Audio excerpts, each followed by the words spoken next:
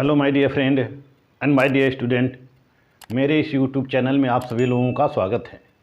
मैं आप लोगों को बीए द्वितीय वर्ष चतुर्थ सेमेस्टर से पाश्चात्य राजनीतिक चिंतन बता रहा हूं और पाश्चात्य राजनीतिक चिंतन यानी कि वेस्टर्न पॉलिटिकल थॉट के अंतर्गत मैं आपको यूनिट 7 पढ़ा रहा हूं और यूनिट 7 के अंतर्गत मैं आपको रोजा लग्जमबर्ग बता रहा हूं। मेरा पिछला वीडियो रोजा लग्जमबर्ग पर था, जिसका कुछ भाग बाकी रह गया था। उसके शेष भाग को मैं इस वीडियो में बताने जा रहा हूं।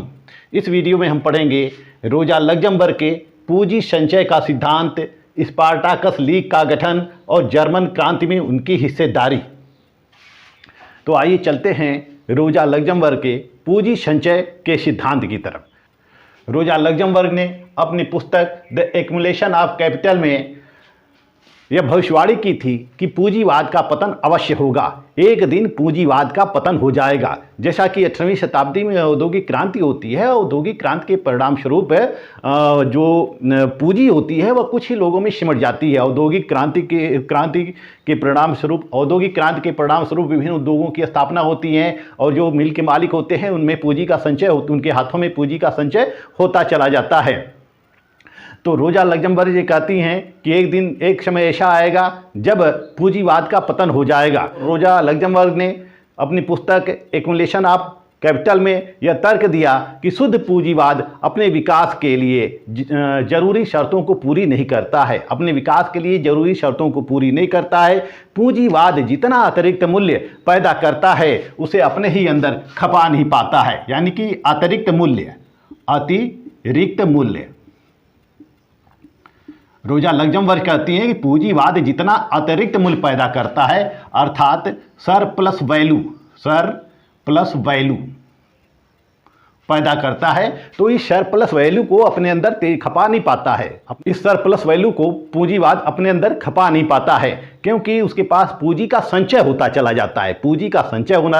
जाता है। और जब पूंजी का संचय बहुत तेजी से बढ़ता रहता है, जब पूंजी का संचय किसी उद्योगपति के पास या पूंजीपति के पास बहुत अधिक पूंजी हो जाती है, तो वह अनेक मिल फैक्ट्रियां लगाने लगता है, वह अनेक व्यवसाय को प्रारंभ करने लगता है, यानी कि अपनी पूंजी को अन्य व्यवसायों में लगाने लगता है। तो यही हाल होता है पूंजीवादी देशों का भी। जब पूंजीवादी देशों में पूंजी बढ़ती है तो दूसरे देशों की खोज करने लगते हैं और दूसरे ऐसे देश जो औद्योगिक दृष्टि से पिछड़े हुए होते हैं, जो अल्प विकसित देश होते हैं, यानी कि अल्प विकसित देशों में यह मिल फैक्ट्रियां लगाने लगते हैं। अल्प विकसित देशों में यह मिल फैक्ट्रियां लगाने लगते हैं और यह बाजार की खोज करते हैं। अपने माल की बिक्री करने के लिए यह बाजार की खोज करते हैं, उत्पादन की बिक्री करने के लिए बाजार की खोज करते हैं। जैसे ब्रिटेन विभिन्न देशों को अपने अधीन कर लिया था, विभिन्न देशों का इसने आर्थिक शोषण किया और विभिन्न देशों में इसने मिल फैक्ट्रियां कारखाने लगाकर खूब धन कमाए, यानी कि अधिक से अधिक पूंजी लगाकर यह अधिक से अधिक लाभ कमाया। तो रोजा लग्जमबर्ग कहती हैं कि जब पूंजीवाद का विस्तार बढ़ता है तो साम्राज्यवाद भी बढ़ता है। जब पूंजीवाद का विस्तार बढ़ता है तो साम्राज्यवाद भी बढ़ता है, यानी कि साम्राज्यवादी विचारधारा का विस्तार होता है और यह साम्राज्य अपने साथ हिंसा के द्वारा, यानी कि साम्राज्य की स्थापना कैसे होती है, या तो हिंसा के द्वारा होती है या तो सैन्य दल के द्वारा साम्राज्यवादी नीतियों की स्थापना होती है, साम्राज्यवाद की स्थापना होती है। या तो यह जो पूंजीवादी देश होते हैं या तो दूसरे देशों में हिंसा करते हैं या सेना भेजते हैं, सैन्य दल के द्वारा दूसरे देशों के बाजार पर अपना आधिपत्य स्थापित करते हैं। तो इस तरह से साम्राज्यवाद का प्रसार होता है। रोजा लग्जमबर्ग यह भी कहती हैं कि ये जो पूंजीवादी देश होते हैं यह उन क्षेत्रों को हड़पने लगते हैं, अल्प विकसित क्षेत्रों को और अविकसित क्षेत्रों को यह हड़पने लगते हैं, और जिससे पूंजीवादी साम्राज्य का युग प्रारंभ होता है। अब पूंजीवादी साम्राज्य का युग प्रारंभ होता है। साम्राज्यवाद का शिकंजा कसने के लिए ज़्यादा से ज़्यादा हिंसा और सैन्यवाद का सहारा लिया जाता है, यानी कि साम्राज्यवाद का विस्तार करने के लिए अधिक से अधिक हिंसा किया जाता है, अधिक से अधिक सैन्य बलों का सहारा लिया जाता है। परंतु रोजा लग्जमबर्ग कहती हैं कि यह पूंजीवादी समस्या की कोई अस्थायी निदान नहीं है, अस्थायी समाधान नहीं है। जब पूंजीवाद अपने विस्तार की चरम सीमा पर पहुंचता है और उससे आगे बढ़ने का रास्ता नहीं मिलता है तो पूंजीवाद क्या होता है, टूट जाता है। पूंजीवाद जो होता है वह टूट टूट जाता है, पूंजीवाद टूट जाता है। रोजा लग्जमबर्ग कहती हैं कि जब पूंजीवाद अपने विकास के अंतिम अवस्था में होता है, यानी कि बहुत अधिक डेवलप कर लेता है और उसको वहां से फिर बाहर निकलने का रास्ता नहीं मिलता है, तो पूंजीवाद का नाश हो जाता है। चूंकि पूंजीवाद का पतन अवश्यंभावी है, पूंजीवाद का पतन अवश्यंभावी है। रोजा लग्जमबर्ग कहती है कि पूंजीवाद का एक दिन तो पतन होगा ही, इसलिए सर्वहारा वर्ग के सामने दो ही विकल्प बचते हैं। जो सर्वहारा वर्ग होता है, सर्वहारा वर्ग के सामने केवल दो ही विकल्प बचता है, दो ही विकल्प बचता है। या तो वह सर्वहारा वर्ग या तो वह क्रांति करे या फिर समाजवाद की स्थापना करे, समाजवाद की स्थापना करे। वह जो उसके सामने संकट हैं, उस संकट का पूरी बर्बरता के साथ सामना करे। तो सर्वहारा वर्ग पूंजीवाद के खिलाफ आक्रामक युद्ध करे, आक्रामक रवैया अपनाएं, हिंसा करें और हिंसा के द्वारा पूंजीवाद का नाश कर दें, या फिर समाजवाद की वह धीरे धीरे स्थापना करें। रोजा लग्जमबर्ग को समाजवाद की स्थापना के लिए जनपुंज की आत्मस्फूर्ति पर अगाध विश्वास था। वह जनता पर विश्वास करती थी। वह कहती थी कि हम जनता के द्वारा जनता के साथ मिलकर हम समाजवाद की स्थापना करेंगे, सर्वहारा वर्ग की स्थापना करेंगे, पूंजीवाद में या साम्यवाद में जो कमियां हैं उन साम्यवादी व्यवस्थाओं को दूर करेंगे। परंतु इसके लिए रोजा लग्जमबर्ग ने उपयुक्त संगठन, सुयोग्य नेतृत्व और मार्क्सवादी सिद्धांत में आस्था पर विशेष बल दिया है। आइए अब देखते हैं स्पार्टाकस लीग का गठन। स्पार्टाकस लीग का गठन। स्पार्टाकस लीग प्रथम विश्व युद्ध के दौरान जर्मनी में आयोजित एक मार्क्सवादी क्रांतिकारी आंदोलन था। इसकी स्थापना रोजा लग्जमबर्ग ने 1914 में की थी। 1914 में की थी। 1914 में इसको डाई इंटरनेशनल के नाम से बनाया गया था। डाई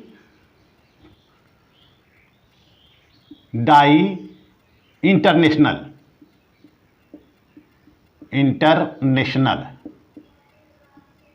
1914 में इसको डाई इंटरनेशनल के नाम से बनाया गया था और इसके संस्थापकों में रोजा लग्जमबर्ग और क्लारा जेटकिन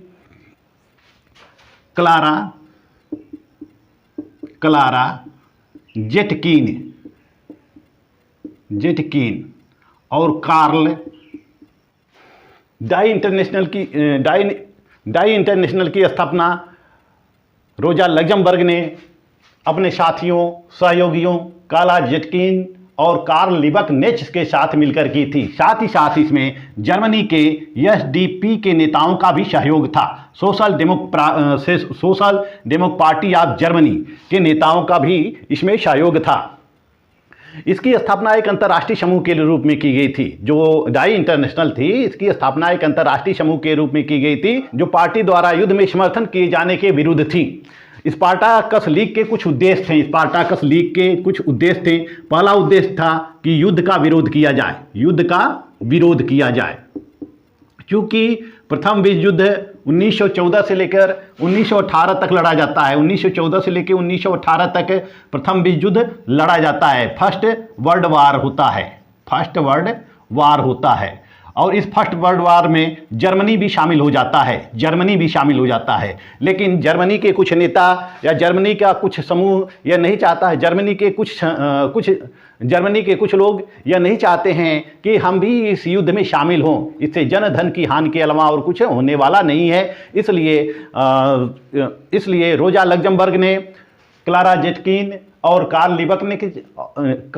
लिबकनेच और एसडीपी के नेताओं के साथ मिलकर डाई इंटरनेशनल की स्थापना की, जिनका उद्देश्य होता है कि युद्ध को समाप्त किया जाए, यानी कि युद्ध को तुरंत समाप्त किया जाए और बिना किसी भी क्षतिपूर्ति के तुरंत सभी युद्धों को निरस्त किया जाए। यानी कि जितने भी युद्ध लड़े जा रहे हैं उस युद्ध को निरस्त किया जाए बिना किसी क्षतिपूर्ति दिए। जो जहां है जैसे है वैसे ही युद्ध को समाप्त कर दिया जाए और सभी लोग शांति स्थापना का प्रयत्न करें और लोकतांत्रिक सरकार की स्थापना का प्रयत्न करें।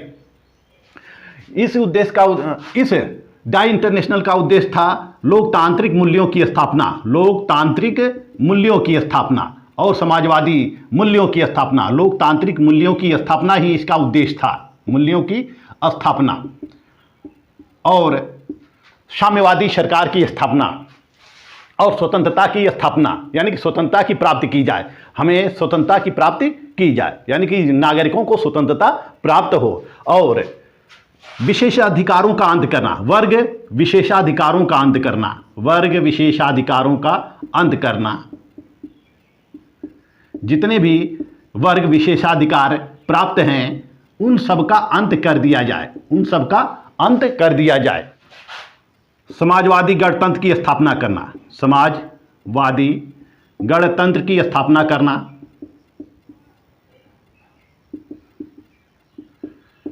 समाजवादी गणतंत्र की स्थापना करना और कोर्ट मार्शल का उन्मूलन करना। जो जर्मनी में उस समय कोर्ट मार्शल की व्यवस्था होती है, तो डाई इंटरनेशनल का उद्देश्य होता है कि कोर्ट मार्शल को समाप्त किया जाए, कोर्ट मार्शल को समाप्त किया जाए। तो ये इसके उद्देश्य होते हैं, ये इस पार्टी के उद्देश्य होते हैं, डाई इंटरनेशनल के उद्देश्य होते हैं। अगस्त 1914 में लग्जमबर्ग ने कार्ल लिबकनेच और क्लारा ज़ेटकिलीन और फ्रांज मेहरिंग के साथ मिलकर डाई इंटरनेशनल की स्थापना करती हैं, जो जनवरी 1916 में स्पार्टाकस लीग बन जाता है। यह जनवरी 1916 में स्पार्टाकस लीग जनवरी 1916 में इस डाई इंटरनेशनल को स्पार्टाकस लीग का नाम दे दिया जाता है। जो स्पार्टाकस का नामकरण होता है वह स्पार्टा के गुलाम सैनिकों के नाम पर किया गया था। स्पार्टाकस लीग ने युद्ध का विरोध करना शुरू किया, यानी कि यह 1918 तक आते आते जर्मनी की स्थिति काफ़ी दयनीय हो चुकी थी। तो ये जो स्पार्टाकस लीग के नेता होते हैं यह युद्ध का विरोध करना शुरू कर देते हैं। यह युद्ध का विरोध करने के लिए नागरिकों से आम हड़ताल का आह्वान करते हैं। परिणाम यह होता है कि जून 1916 में लग्जमबर्ग और लिबकनेच को गिरफ्तार कर लिया जाता है। जून 1916 में इनको गिरफ्तार कर लिया जाता है और गिरफ्तार कर इनको 2.5 साल की जेल हो जाती है, 2.5 साल की जेल हो जाती है। इनको 2.5 साल जेल में बंद रखा जाता है। जब प्रथम विश्व युद्ध समाप्त होता है, यानी कि 1918 में, प्रथम विश्व युद्ध की समाप्ति कब हुई थी? 1918 में। तो प्रथम विश्व युद्ध समाप्त होने के 3 दिन पहले, यानी कि 11 नवंबर 1918 को रोजा लग्जमबर्ग और कार्ल लिबकनेच को रिहा कर दिया जाता है। वहाँ की जो जेल होती है ब्रेसलाउ की जेल से इनको रिहा कर दिया जाता है। ब्रेसलाउ की जेल से इनको रिहा कर दिया जाता है। जब रोजा लग्जमबर्ग और कार्ल लिबकनेच जेल से रिहा हो जाते हैं तो यह फिर समाजवादी आंदोलनों में सक्रिय हो जाते हैं। लग्जमबर्ग और कार्ल लिबकनेच ने स्पार्टाकस को पुनर्गठित करने का प्रयास किया, स्पार्टाकस को पुनर्गठित किया और द रेड फ्लैग समाचार पत्र का प्रकाशन शुरू किया। द रेड फ्लैग,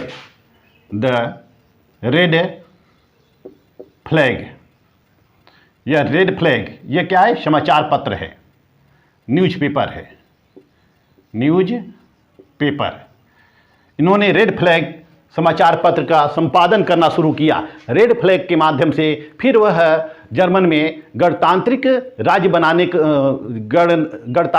बनाने पर जोर दिया और जितने भी राजनीतिक बंदी थे सभी बंदियों को रिहाई की मांग शुरू कर दी और मृत्युदंड का विरोध करना शुरू किया। इन्होंने यह भी रेड फ्लैग के माध्यम से सरकार को यह भी बताना चाहा कि मृत्युदंड को समाप्त किया जाए, जितने भी राजनीतिक बंदी हैं उन सभी राजनीतिक बंदियों को रिहा कर दिया जाए।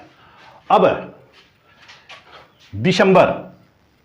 दिसंबर 1918 में सभी साम्यवादियों की एक बैठक होती है। इंटरनेशनल कम्युनिस्ट पार्टी की एक बैठक होती है और उसमें जो है स्पार्टाकस लीग के सभी सदस्य शामिल होते हैं। स्पार्टाकस के साथ सभी स्वतंत्र समाजवादियों और जर्मनी के अंतर्राष्ट्रीय कम्युनिस्ट पार्टी का एक संयुक्त सम्मेलन होता है जिसमें रोजा लग्जमबर्ग भाग लेती हैं। और इसी संयुक्त सम्मेलन में 1 जनवरी 1919 को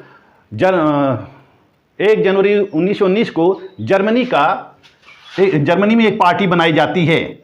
इस संयुक्त सम्मेलन में 1 जनवरी यह जो संयुक्त सम्मेलन आयोजित किया जाता है स्पार्टाकस लीग के साथ, वह संयुक्त सम्मेलन ही जर्मनी के कम्युनिस्ट पार्टी ऑफ जर्मनी के communist party of Germany, communist party of Germany के निर्माण का आधार बनती है और इसके गठन का नेतृत्व रोजा लग्जमबर्ग और कार्ल लिबक नेच के द्वारा किया गया था। रोजा लग्जमबर्ग ने वीमर गणराज्य में, वीमर गणराज्य, वीमर जर्मनी का वीमर संविधान जिसको हम कहते हैं वीमर गणराज्य, वीमर गणराज्य में केपीडी के सहभागिता का समर्थन किया। रोजा लग्जमबर्ग चाहती थी कि वीमर गणराज्य के वीमर संविधान में या वीमर संसद में या नेशनल असेंबली में हम सभी लोग सहभागिता करें, परंतु रोजा लग्जमबर्ग और उनकी पार्टी को मतदान से बाहर कर दिया जाता है और केपीडी ने निर्वाचन का बहिष्कार कर दिया। परिणाम होता है कि जब रोजा लग्जमबर्ग और उनकी पार्टी को मतदान से बाहर कर दिया जाता है तो रोजा लग्जमबर्ग की जो पार्टी होती है केपीडी, उसने निर्वाचन का बहिष्कार कर दिया। अब जनवरी 1919 में बर्लिन में क्रांति की दूसरी लहर आती है। अब जर्मनी में 1919 में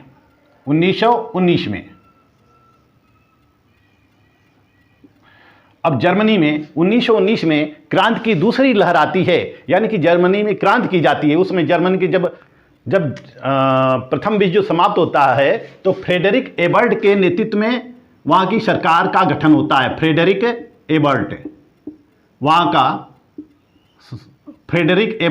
के नेतृत्व में जर्मनी में सरकार बनती है। एसपीडी का समर्थक होता है, एसपीडी दल का सदस्य होता है और यह सारा लग्जमबर्ग का शिष्य भी होता है। तो फ्रेडरिक एबर्ट के नेतृत्व में जर्मनी में सरकार की स्थापना होती है और इसी के विरुद्ध क्रांति की जाती है। जनवरी 1919 में बर्लिन में रोजा लग्जमबर्ग ने यह घोषणा की थी कि आज हम सभी के लिए गंभीरतापूर्वक पूंजीवाद के विनाश के बारे में सोच सकते हैं। उसने घोषणा की कि आज हम सभी के लिए पूंजीवाद के विनाश के बारे में सोच सकते हैं। हम न केवल आज इस कार्य को करने की स्थिति में हैं, न केवल सर्वहारा वर्ग के प्रति अपने कर्तव्यों को प्रदर्शित कर सकते हैं, बल्कि हमारा प्रयास केवल मानव समाज को विनाश से बचाना है। हमारा प्रयास केवल मानव समाज को विनाश से बचाना है। तो लग्जमबर्ग के घोषणा के साथ ही फिर क्रांति की दूसरी लहर शुरू होती है। जो केपीडी के सदस्य होते हैं और स्पार्टाकस लीग के सदस्य होते हैं, उन्होंने हिंसा करना शुरू कर दिया, सरकार के विरुद्ध हिंसा करना शुरू कर दिया। और इनका यह उद्देश्य होता है कि जितने भी सत्ता के जितने भी पद हैं, सभी पदों पर हम कब्जा कर लें। स्पार्टाकस लीग के सदस्य और केपीडी के सदस्य, यह इनका उद्देश्य होता है कि जितने भी पद हैं, शक्ति के पद हैं या जितने भी राजनीतिक पद हैं, सभी राजनीतिक पदों पर हम कब्जा कर लें और इसके साथ ही साथ जितने भी प्रेस हैं, प्रेसों पर भी अपना कब्जा कर लें। और फिर क्रांति शुरू हो जाती है फ्रेडरिक एबर्ट के विरुद्ध। वहाँ क्रांति शुरू हो जाती है। रोजा लग्जमबर्ग और कार्ल लिबक नेच के नेतृत्व में क्रांति शुरू हो जाती है। लग्जमबर्ग और लिबकनेच ने हिंसा के द्वारा तख्ता पलट का प्रयास किया।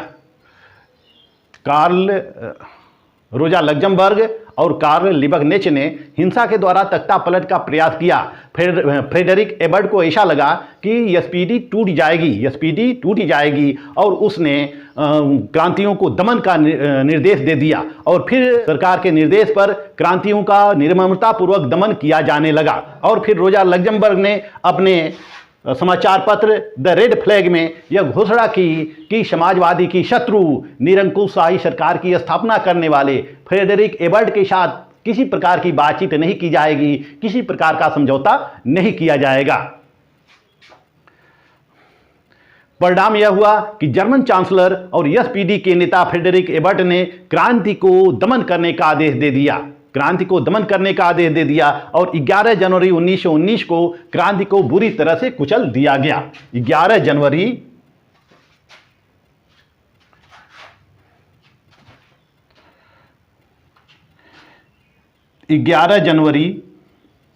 1919 को क्रांति को बुरी तरह से कुचल दिया गया। 11 जनवरी 1919 को क्रांति को बुरी तरह से कुचल दिया गया और जो स्पार्टाकस लीग के या केपीडी के सदस्य होते हैं उन सबको गिरफ्तार किया जाने लगा और सबकी हत्या की जाने लगी। और इसी तरह से 15 जनवरी 1919 को 15 जनवरी 1919 को कार्ल लिबकनेच और रोजा लग्जमबर्ग की भी हत्या कर दी जाती है। 15 जनवरी 1919 को लग्जमबर्ग और उनके साथी लिबकनेच की बर्लिन में फ्री कार्प्स के कैवेलरी गार्ड के द्वारा गोली मारकर हत्या की जाती है। जो रोजा लग्जमबर्ग होती हैं और जो कार्ल लिबकनेच होते हैं उनको एक होटल से गिरफ्तार किया जाता है और गाड़ी में बैठाया जाता है। कार्ल लिबकनेच के सिर में गोली मार दी जाती है और रोजा लग्जमबर्ग को पहले बट से प्रहार किया जाता है। यानी कि जो गार्ड होते हैं, कैवेलरी गार्ड होते हैं, फ्री कार्प्स के जो कैवेलरी गार्ड होते हैं, उन्होंने रोजा लग्जमबर्ग के सिर पर बट से प्रहार किया और उसके बाद गोली मार दी। गोली मारकर हत्या कर दी जाती है और दोनों का शव जो है वह नहर में फेंक दिया जाता है। दोनों का शव नहर में फेंक दिया जाता है। जैसे ही रोजा लग्जमबर्ग और कार्ल लिबकनेच की हत्या का समाचार पूरे जर्मनी में फैलती है, वैसे ही पूरे जर्मनी में हिंसा व्याप्त हो जाती है। पूरे जर्मनी में हिंसा व्याप्त हो जाती है और वहाँ की सरकार यानी फ्रेडरिक एबर्ट ने क्रांति को निर्ममतापूर्वक कुचलने का आदेश दिया था और क्रांति का निर्ममतापूर्वक कुचला जाता है। हजारों लोगों की हत्या की जाती है, हजारों लोगों की हत्या की जाती है। हिंसा शुरू हो जाता है और कई हजार क्रांतिकारियों की हत्या कर दी जाती है। उसके पश्चात 1919 के अंत में जब शांति की बहाली होती है, 1919 के अंत में जब शांति की बहाली होती है तो कार्ल लिबकनेच और रोजा लग्जमबर्ग के हत्यारों को गिरफ्तार किया जाता है। इनकी जो हत्या की थी उसको गिरफ्तार किया जाता है और जेल में बंद कर दिया जाता है। फिर इनके शवों को खोजा जाता है, और इनके शव को, दोनों के शव को, रोजा लग्जमबर्ग और कार्ल लिबकनेच दोनों के शव को 13 जून 1919 को बर्लिन यानी कि जर्मनी में दफनाया जाता है। जर्मनी के बर्लिन में दफनाया जाता है, जहां आज भी समाजवादी और कम्युनिस्ट उन्हें 15 जनवरी को श्रद्धांजलि अर्पित करते हैं। जहां आज भी समाजवादी उन्हें 15 जनवरी को श्रद्धांजलि अर्पित करते हैं। तो इस तरह से हम देखते हैं कि जो रोजा लग्जमबर्ग थी वह एक क्रांतिकारी महिला थी, एक समाजवादी महिला थी। वह एक समाजवाद की स्थापना करना चाहती थी, सब स्वतंत्रता की स्थापना करना चाहती थी। स्वतंत्रता से आशय उनका था कि हम मतलब कि व्यक्ति सोच से भी स्वतंत्र हो, यानी सोचता भी स्वतंत्र रूप से हो, तभी वह व्यक्ति स्वतंत्र होता है। यदि व्यक्ति स्वतंत्र रूप से सोच नहीं सकता, विचार नहीं कर सकता, तो वह स्वतंत्र तब तक वह सच्ची स्वतंत्रता नहीं हो सकती है। तो इस तरह से रोजा लग्जमबर्ग जर्मनी में एक लोकतांत्रिक गणराज्य की स्थापना करना चाहती थी। जो मार्क्सवाद के समाजवादी मूल्य थे, जो साम्यवादी मूल्य थे, उन साम्यवादी मूल्यों के अनुसार सरकार की स्थापना करना चाहती थी। वह चाहती थी कि सरकार में सभी लोगों की भागीदारी हो, लेकिन साम्यवाद के कुछ नेता थे, वह साम्यवादी पार्टी की भूमिका केवल कुछ ही लोगों तक सीमित रख देते थे। उन्हें साम्यवादी पार्टी की भूमिका केवल इन्हें गिने हाथों तक ही सिमट कर रह गई थी। यानी कि साम्यवादी दल में केवल कुछ ही विशेष वर्ग था जो कि सरकार का निर्णय लेती थी और जनता के लिए कार्यों के संबंध में निर्णय लेती थी कि क्या करना है और क्या नहीं करना है। तो इस तरह से हम देखते हैं कि रोजा लग्जमबर्ग पूंजीवाद का विनाश करना चाहती थी, पूंजी प्रसार को रोकना चाहती थी। वह अल्प विकसित देशों में और औद्योगिक रूप से पिछड़े हुए देशों में पूंजीवाद का भी विनाश चाहती थी। वह कहती थी कि जब तक पूंजीवाद का विनाश नहीं होगा तब तक श्रमिकों को कोई अधिकार नहीं मिलेगा, श्रमिकोों को उनको पर्याप्त मजदूरी नहीं मिलेगी। तो इस तरह से रोजा लग्जमबर्ग मार्क्सवादी मूल्यों पर चलने वाली वह एक जर्मन महिला थी। हालांकि रोजा लग्जमबर्ग पोलैंड की निवासी होती हैं, लेकिन बाद में जर्मनी की नागरिकता वह ले लेती हैं। और रोजा लग्जमबर्ग को हम लोग आज भी याद करते हैं। यानी कि हम तो केवल पुरुष विचारकों को ही जानते हैं। यानी कि हम अगर राजनीतिक चिंतन के इस दुनिया में देखा जाए तो पुरुष विचारकों की प्रधानता है, प्रमुखता है, लेकिन महिला विचार उसमें लेकिन उसमें ऐसे कुछ महिला भी विचारक हैं जिन्होंने अपना मौलिक योगदान दिया, राजनीति में, समाज में, देश सेवा में, क्रांतियों में अपना मौलिक योगदान दिया है। उनके ऐसे महिला विचारकों के योगदान को हम भुला नहीं सकते हैं। तो इस वीडियो में मैंने आपको रोजा लग्जमबर्ग समाप्त किया। अब मेरा अगला वीडियो होगा हन्ना आरेंट पे। मेरा वीडियो आपको अच्छा लगे तो मेरे चैनल को लाइक, सब्सक्राइब और शेयर करते रहिएगा। मिलते हैं नेक्स्ट वीडियो में, तब तक के लिए धन्यवाद।